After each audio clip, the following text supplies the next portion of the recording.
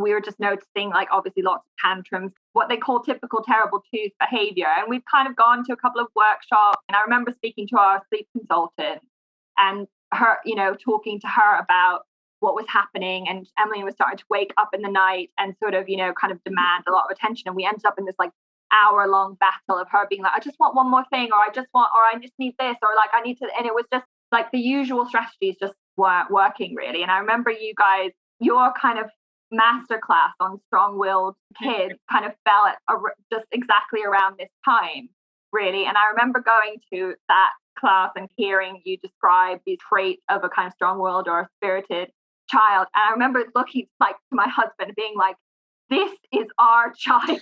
Like, and sort of like just thinking like, wow. And so I remember saying like right away that night, I was like, we have to sign up for this. We have to do this. Like this, it really spoke to me, like what you were saying about, these like wonderful, amazing qualities that these kids have, but, kind of needing a slightly different approach. Yeah. What was your favorite parts of the program?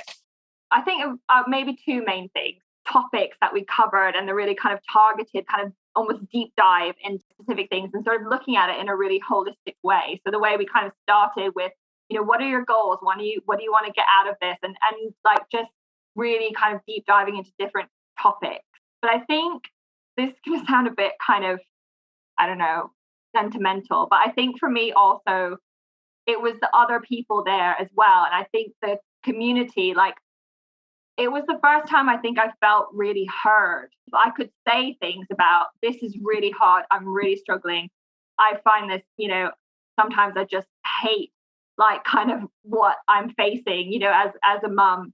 And it's so hard to say those things and feel able to say those things. And I think 12 by 12 created a safe space for us to do that. And, everyone was like, almost like from day one, actually, vulnerable and just sort of like open and sort of like, you can say that here. And we are all struggling, but we want to find a way to make it not be a struggle. And I think, acknowledging the ups and downs and I think just being able to be perfectly honest. There are very few places, I think, as a mom where you can be just honest that this is really hard. That is something that Sarah and I worked so hard to try to create because we have that relationship ourselves. And of course, the community that we've built was built on the foundation of what we shared, that she and I knew that we could call each other and say those honest, real, raw, vulnerable things like, I feel like a terrible mom today, or my kid is absolutely making me crazy today. And it was going to be met with a certain degree of reception and not like reactivity, not judgment, not how could you say those things? It was, I get it. I've been there. Yep. I feel that way too. And when you can start the conversation from that point of not feeling judged, there's a lot more room for growth and strategizing because you don't have this immediately defensive position. It just changes the whole dynamic of the conversation. So we really, really wanted to build that into the community. And I'm so touched that you brought that up.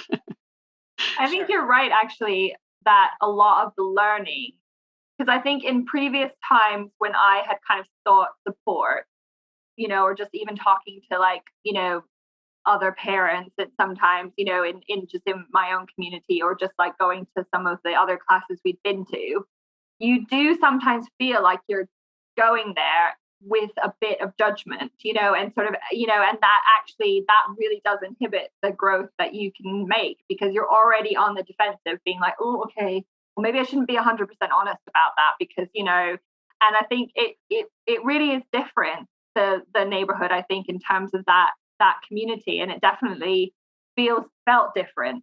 And it does then enable you to feel like you can really try things and really learn things and really grow and, not feel like you have to hold back or just when it doesn't go perfectly, you can be honest about that too. One key example for me was that, they always say with tantrums or, positive parenting, whatever, give your child choices. And that has never worked with my child. Like, it's like, do you want the red cup or the blue cup? I want the pink one, but I don't want a cup. So you always come up with a really kind of clever alternative option. I'm like very skilled negotiator. But I was like, okay, well, what do I do? Whereas in the neighborhood or in 12 by 12, you're able to say, well, choices don't work for me. And then it's sort of like, okay, well, there are other things you could try or other ways to get around that. If it's not that kind of, there are other strategies, similar strategies that you can kind of work on. And that really helped me because I would just get frustrated being like, okay, well, I've tried that and it doesn't work, kind of, what am I supposed to do now type thing. I love that you felt that way, because learning isn't just listen to a lecture, learn a strategy and go do it. It's practice it, try it, talk about it, see why. And for you in particular, you had some incredible epiphanies. It was like something just changed in everything, in the way that you thought about everything. And it completely changed how you approached your daughter and how your daughter approached you. I think one thing was, at the end of the day, you can't change your child. You can only change how you react and how you behave. And that, that was a kind of major aha moment. I can't change her. She is spirited. She is a negotiator. She does all these things. But I can have strategies and ways to manage how I deal with that. If you could give one piece of feedback or advice to somebody who was thinking about joining us in the neighborhood and possibly even joining us for 12 by 12 in the future, what would be the thing that you would tell them? Because oftentimes we work with parents who say, I don't have the time for this. I don't have the money for this. I could be using this time to fold a load of laundry.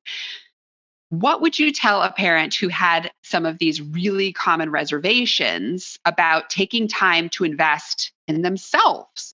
One, investing in yourself is investing in your child. So I think, absolutely taking the time to work on things yourself has a direct impact on your child. I cannot imagine that anyone would enter the neighborhood or 12 by 12 and ever think that it wasn't worth everything they gave it in terms of time and money, etc. Because it is. And I think it's one of the best investments in terms of time, and remembering that I got up in the middle of the night to do this, but in terms of time and money. And I mean, also, I'm very aware of how much time and even money I wasted on other things that just didn't work and just weren't tailored in the same way. And so if I add all that up, actually, the kind of time and that we've invested time and money in the neighborhood and 12 by 12 is more than paid dividends. And it's a totally different way of doing things. You do feel like you're part of a community that you've made friends. And I think there are no other parenting courses or strategies that do that, where you just feel automatically like you've kind of known these people forever. You know that you're going to enter a community where people understand what you're going through and care about what you're going through and can offer. There's a lot of peer support as well, which is hugely valuable. So yeah, I just give it a go, because you will not regret it. It will change everything about how you parent in a really positive way, and it will change how you approach your family and your child. And I am so glad that I found you guys. It's been fantastic.